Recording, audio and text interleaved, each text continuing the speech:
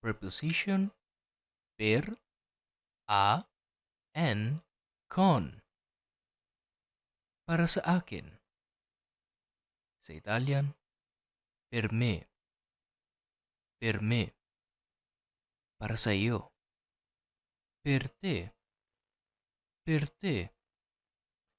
Para sa kanya, sa lalaki. Per lui. Per lui. Para sa kanya, sa babae. Per lei. Per lei. Para sa atin o para sa amin. Per noi. Per noi. Para sa inyo. Per voi. Per voi. Para sa kanila. Per loro. Per loro. Sa akin. A me. A me. Sa iyo. A te. A te. Sa kanya. Sa lalaki. A lui. A lui. Sa kanya. Sa babae. A lei. A lei. Sa atin o sa amin. A noi. A noi. Sa inyo. A voi. A voi. Sa kanila.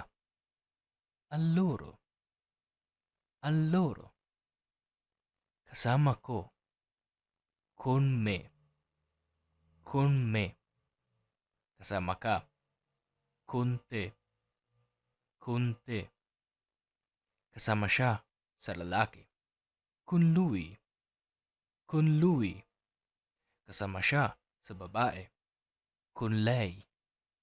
Con lei. Kasama natin o kasama namin. Con noi. Con noi. Kasama ninyo. Con voi. Con voi. Kasama nila. Con loro. Con loro. Paalala, maglaan ng kaunting oras sa pag-aaral para maiwasang marinig ang salitang tu non capisci niente.